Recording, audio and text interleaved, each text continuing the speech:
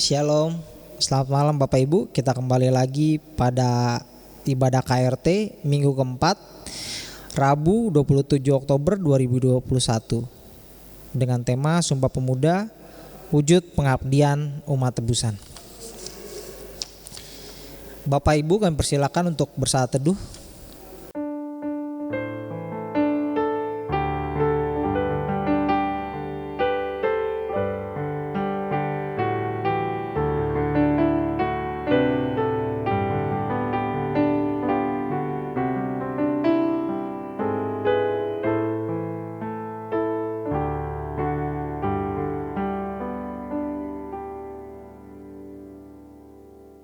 Tuhan kita adalah pencipta dan pemelihara. Ia adalah gembala yang baik dari dulu, sekarang, dan selama-lamanya. Selamat malam, Tuhan besertamu. Selamat malam, Tuhan besertamu juga.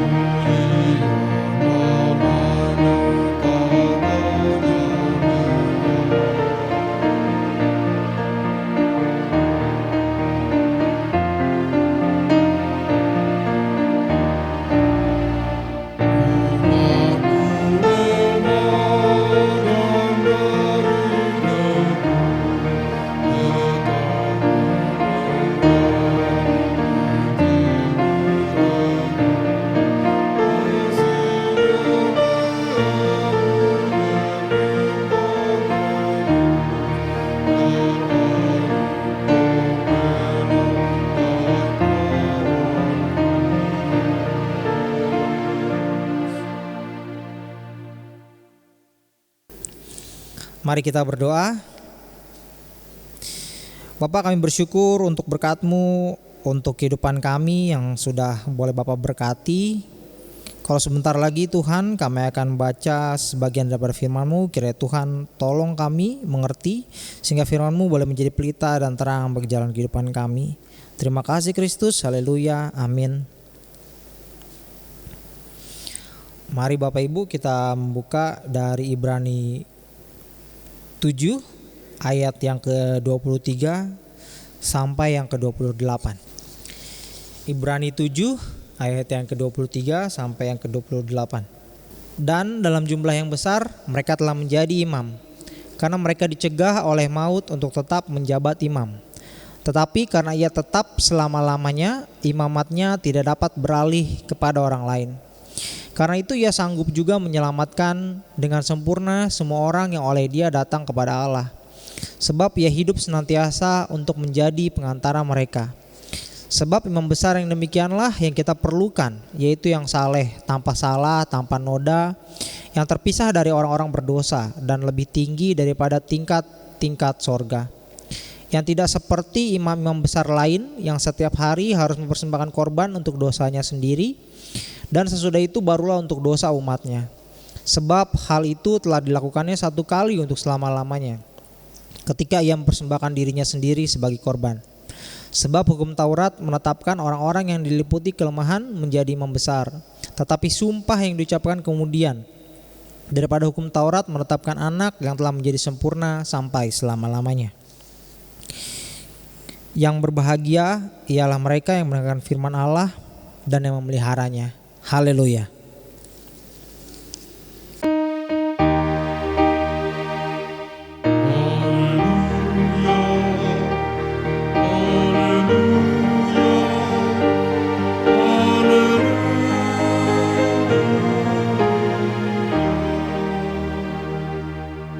Ya, Bapak Ibu, kita mau membahas ayat ini dari Ibrani 7 ayat 23 sampai 28. Yang pertama, imam besar.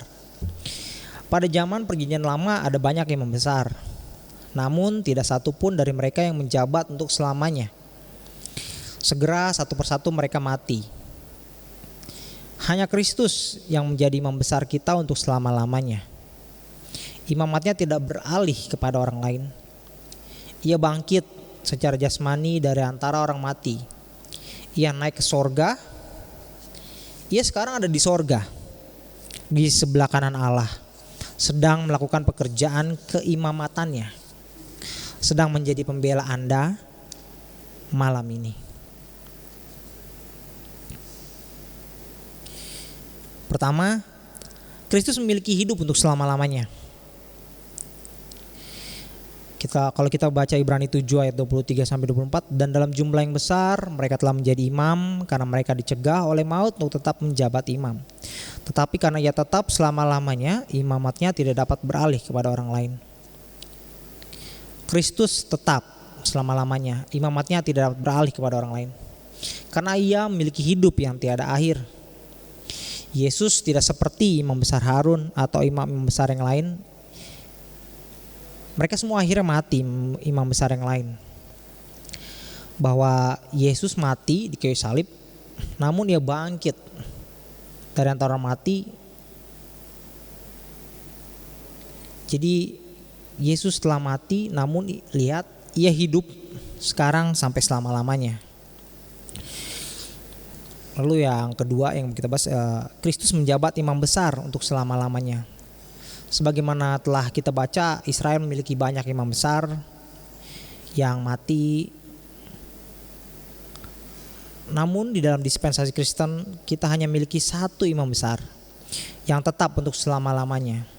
Oleh sebab itu kita tidak memiliki imam besar di dunia atau juga di gereja, atau juga enggak di gereja di Roma atau di gereja di Eropa. Satu-satunya yang besar yang kita butuhkan hanyalah Yesus.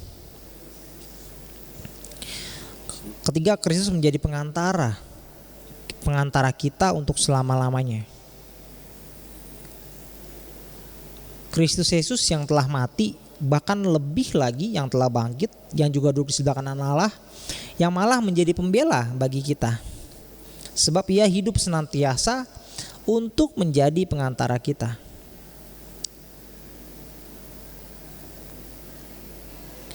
Jadi Yesus duduk di sebelah kanan Allah untuk menjadi pengantara kita. Yang keempat, Kristus menyediakan keselamatan untuk selama-lamanya. Setiap orang yang datang kepada Yesus memiliki janji ini dari bibir juru selamat sendiri. Kristus menyediakan keselamatan untuk selama-lamanya. Bahwa tertulis dalam firman Tuhan bahwa aku memberikan hidup yang kekal kepada mereka, dan mereka pasti tidak akan binasa sampai selama-lamanya, dan seorang pun tidak akan merebut mereka dari tanganku. Bapakku yang memberikan mereka kepadaku lebih besar daripada siapapun, dan seorang pun tidak dapat merebut mereka dari tangan Bapa. Yohanes pasal yang 10 ayat 28 sampai 29. Jadi kalau kita mau bahas lagi tadi terkait Ibrani 7 ayat 23 sampai 28 terkait imam besar, ada 4 Bapak Ibu yang perlu kita garis bawahi.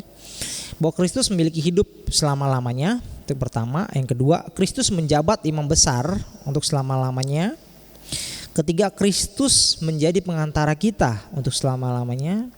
Dan yang terakhir, Kristus menyediakan keselamatan untuk selama-lamanya. Kalau bulan Oktober kita sering memperingati peristiwa yang setiap bulan Oktober kita peringati. Kalau yang tanggal 1 Oktober ada yang tahu Hari Kesaktian Pancasila, ya 1 Oktober. Lalu 5 Oktobernya Hari TNI. Nah ini yang paling terkenal, 28 Oktober Hari Sumpah Pemuda. Jadi kalau sejarah singkatnya, Sumpah Pemuda itu ialah keputusan Kongres Pemuda yang diselenggarakan 2 hari, yakni pada tanggal 27-28 Oktober 1928 di Jakarta. Jadi ini keputusan yang menegaskan cita-cita akan ada tanah air Indonesia, bangsa Indonesia dan bahasa Indonesia. Kalau Bapak Ibu ingat-ingat lagi Sumpah Pemuda, kalau ada yang pernah hafal mungkin dulu sekolahnya Jadi kalau saya bacain lagi, yang pertama, kami putra dan putri Indonesia mengaku bertumpah darah yang satu, tanah Indonesia. Yang kedua, kami putra putri Indonesia mengaku berbahasa yang satu, bangsa Indonesia. Yang ketiga, kami putra dan putri Indonesia menjunjung bahasa persatuan bahasa Indonesia. Jadi meskipun kita berbeda-beda dari Sabang sampai Merauke, kita tetap satu. Bahasa, bangsa, dan tanah Indonesia. Terus apa hubungannya Sumpah Pemuda dengan gereja? Sumpah Pemuda dengan gereja memiliki kesamaan, yakni adanya semangat untuk melakukan perubahan. Gereja juga merupakan tempat perkumpulan pemuda-pemuda dengan latar belakang yang berbeda. Lalu perubahan apa yang perlu dilakukan terkait dengan hubungannya Sumpah Pemuda dengan gereja? Ada istilah NATO, no action, talk only, merupakan parodi yang muncul dari adanya sebuah ironi dalam kehidupan di gereja. Seringkali banyak orang yang hebat dalam berkomentar atas ketidaksuksesan suatu program atau ketidakpuasan dalam satu pelayanan, tapi langsung menyampaikan penolakan ketika diminta untuk terlibat di dalamnya. Ini yang sering dianggap no action, talk only. Hanya bisa berkomentar, tapi ketika diminta untuk terlibat pelayanan malah ditolak. Jadi ini merupakan salah satu permasalahan utama yang ada di dalam gereja, di mana bukan hanya pemuda aja, tapi kita semua jarang yang mau berpartisipasi untuk melakukan suatu perubahan dalam gereja. Gereja merupakan kumpulan orang-orang yang ingin belajar firman Tuhan agar kita bisa menjadi orang yang lebih baik. Dengan kata lain, gereja merupakan tempat perubahan bagi manusia. Oleh sebab itu, bagi semua orang yang ada di gereja harus bisa memiliki cara pandang tentang apa itu pelayanan di gereja. Semua orang bagian dari gereja perlu ikut terlibat di dalam pelayanan. Jadi gereja bukan hanya terfokus pada pelayanan di mimbar saja seperti jadi majelis, jadi pendeta, tetapi juga pelayanan non mimbar. Jadi pelayanan non mimbar apa sih? Adalah semua jenis pelayanan yang mendukung gereja selain dari pelayanan mimbar. Contoh, yang pembawa kantong persembahan, pelayanan perjamuan kudus, sound system, petugas LCD, singer, pemusik, atau petugas kesehatan. Ya, itu yang dimaksud dengan pelayanan non mimbar. Jadi kita harus dengan sukarela mau terlibat membantu pelayanan di gereja. Karena gereja bisa maju bukan karena pelayanan mimbar saja, tetapi juga ada pelayanan non mimbar juga. Di momen perayaan Hari Sumpah Pemuda ini, marilah kita merefleksikan diri kita dan mengaitkannya dengan pelayanan gereja. Adakah semangat untuk melakukan perubahan bagi gereja kita sebagaimana dilakukan oleh pemuda-pemuda melakukan perubahan bagi bangsa Indonesia? Jadi kesimpulannya, kini sudah tiba saatnya kita melakukan sesuatu bagi gereja kita agar gereja kita bisa bertumbuh terus melakukan perubahan ke tingkat yang lebih baik. Mari kita semua ikut terlibat dalam membantu pelayanan. Biarlah semangat Sumpah Pemuda membuat kita bergelora untuk bersatu membangun gereja. Sebagaimana pada tahun 1928 pemuda-pemuda bergelora untuk bersatu membangun negara Indonesia. Salam Sumpah Pemuda. Amin.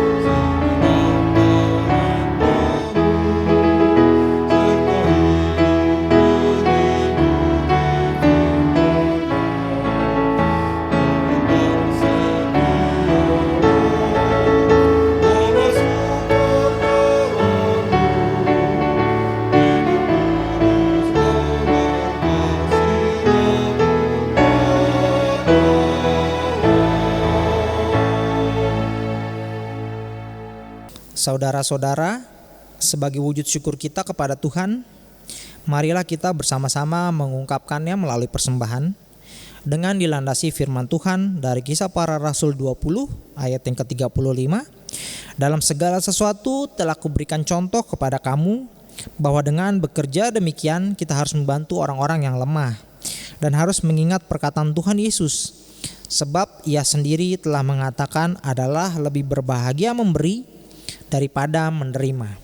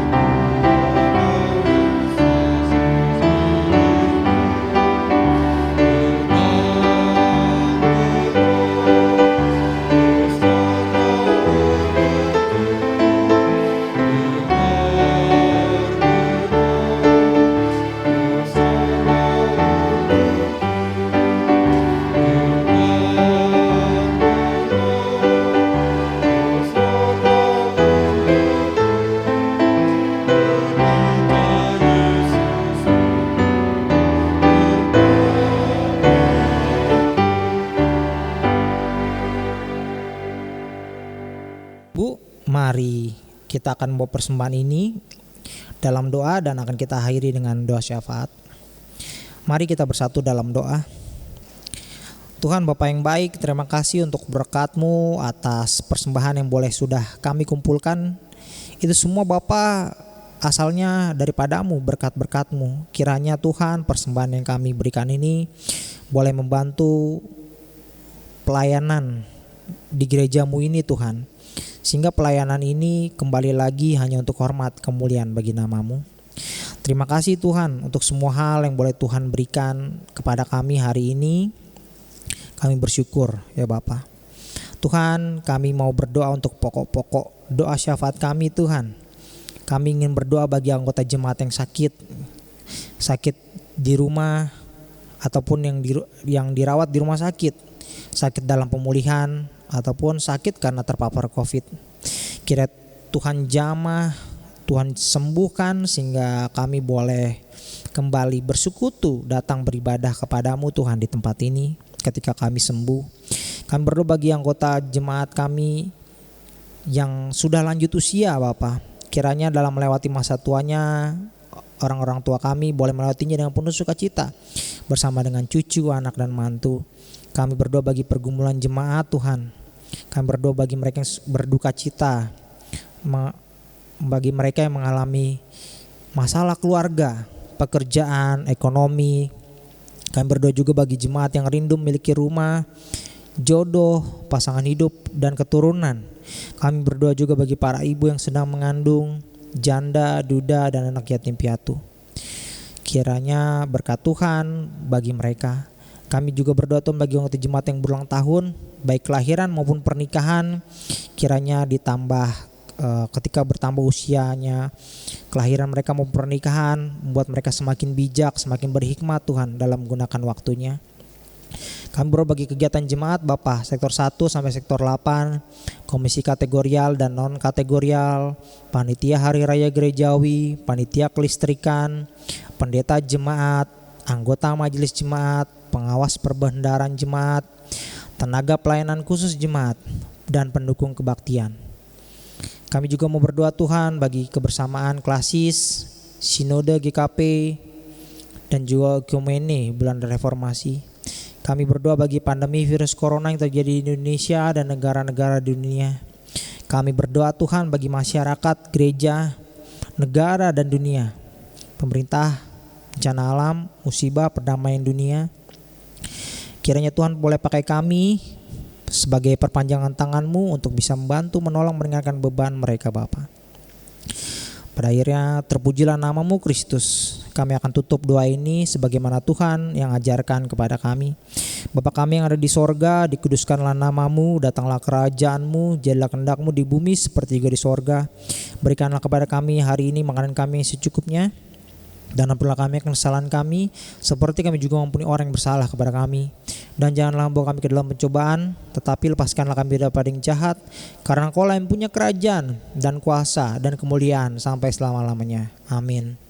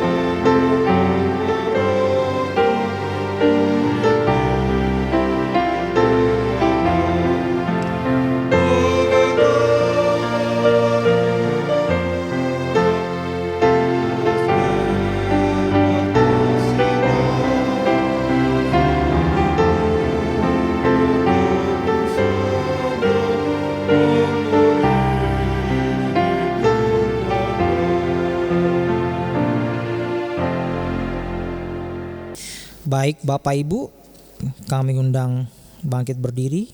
Kita akan menerima berkat. Kasih karunia Tuhan Yesus Kristus, damai sejahtera Allah Bapa di dalam persekutuan Roh Kudus, kiranya menyertai saudara sekalian. Amin.